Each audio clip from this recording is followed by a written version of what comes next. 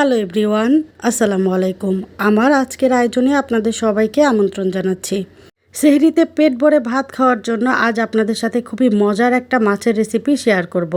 রুই মাছটা ঠিক এভাবে রান্না করলে কোনো কিছু ছাড়া শুধুমাত্র মাছ দিয়েই আপনি এক প্লেট ভাত খেয়ে ফেলতে পারবেন অনায়াসে।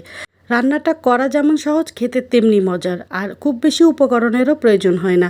আশা করছি আমার আজকের রেসিপিটা আপনাদের একটু হলেও কাজে আসবে। তো চলেন মূল রেসিপিটা শুরু করি। এখানে আমি একটা বড় সাইজের রুই মাছ বেশ মোটা মোটা করে কেটে খুব ভালোভাবে লবণ এবং গরম পানি দিয়ে ধুয়ে পরিষ্কার করে নিয়েছি। এখন মাছটা ম্যারিনেট করার জন্য এখানে আমি 1 চা চামচ লাল মরিচের গুঁড়া, 1 চা চামচ হলুদের গুঁড়া আর স্বাদ মতো লবণ দিয়ে দিচ্ছি। এরপরে মাছটাকে খুব ভালোভাবে ম্যারিনেট করে নিব একটু সময় নিয়ে।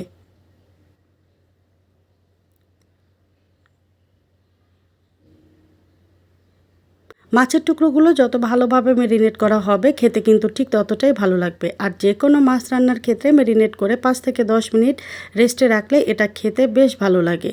তো মাছগুলোকে ঠিক 10 মিনিট রেস্টে রেখে তারপরে আমি চলে যাব পরবর্তী ধাপে।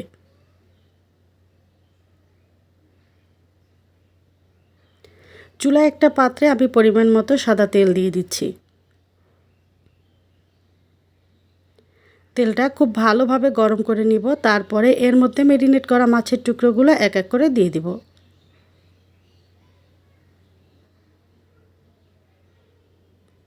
চুলার আঁচ মিডিয়ামে রেখে মাছের টুকরোগুলোকে লাল করে ভেজে নিব।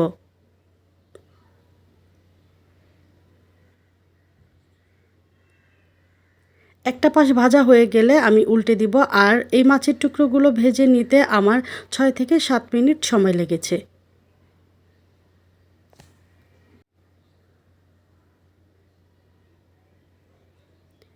মাছের দুইটা পাশে যখন একই রকম কালার চলে আসবে তখন আমি মাছগুলোকে তেল ঝরিয়ে তুলে নিচ্ছি।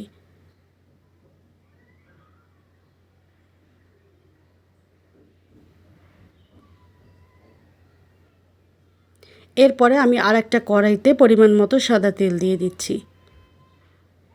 তেলটা ভালোভাবে গরম হয়ে এলে এর মধ্যে দিয়ে দিচ্ছি হাফ কাপ পেঁয়াজ কুচি।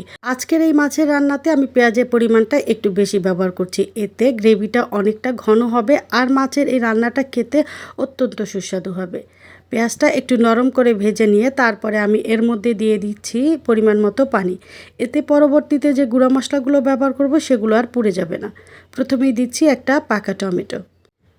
এরপরে দিয়ে দিচ্ছি 1 টেবিল চামচ লাল মরিচের গুঁড়া, দিচ্ছি 1 চা চামচ হলুদের গুঁড়া, আর দিচ্ছি আধা চা চামচ ধনিয়ার গুঁড়া এবং আধা চা চামচ জিরার গুঁড়া। গুঁড়া মশলা কষানোর সময় এর মধ্যে যদি একটা টমেটো দেওয়া হয় তাহলে টমেটোটা গলে গ্রেভিটা অনেক ঘন হয় আর এটা খেতে অত্যন্ত সুস্বাদু হয়। এরপরে দিয়ে দিলাম স্বাদমতো লবণ। মাছ ভাজাতেও লবণ ব্যবহার করেছি, সেটা বুঝে এখানে লবণের পরিমাণটা অ্যাড করতে হবে। 1.5 চা চামচ দিয়ে দিয়েছি আদা এবং রসুন বাটা। এখন মশলাটাকে খুব ভালোভাবে কষিয়ে নেব যতক্ষণ পর্যন্ত না টমেটো পুরোপুরিভাবে গলে যাচ্ছে। তো এখানে কিন্তু টমেটো ভালোভাবে গলে গিয়েছে। এখন এর মধ্যে আমি দিয়ে দিচ্ছি ফ্যাটানো 2 টেবিল চামচ টক দই। টমেটোর সাথে প্রথমেই টক দই দিয়ে মশলাটা কষানো যাবে না, তাহলে টক দইটা ফেটে যাবে। তো এখন আমি মশলাটাকে আরও 2 মিনিট খুব ভালোভাবে কষিয়ে নিব।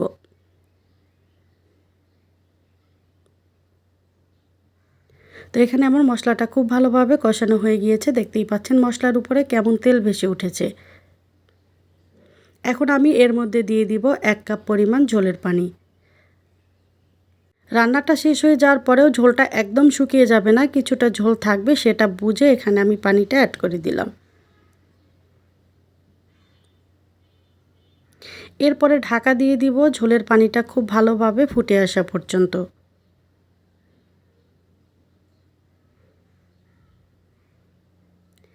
যখন ঝোলের পানিটা খুব ভালোভাবে ফুটে আসবে তারপরে আমি এখানে দিয়ে দিচ্ছি ভেজে রাখা মাছের টুকরোগুলো।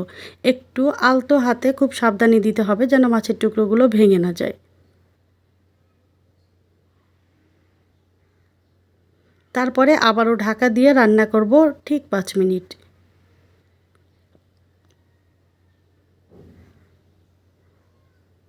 5 মিনিট পরে ঢাকনাটা খুলে এখন আমি এখানে দিয়ে দিচ্ছি একটা পাকা টমেটো কিউব করে কেটে রাখা। আর দিয়ে দিচ্ছি 3টা কাঁচামরিচ। ঝালের পরিমাণটা বাড়াতে চাইলে কাঁচামরিচগুলো ভেঙে ব্যবহার করা যেতে পারে। আবারও ঢাকা দিয়ে রান্না করব ঠিক 5 মিনিট।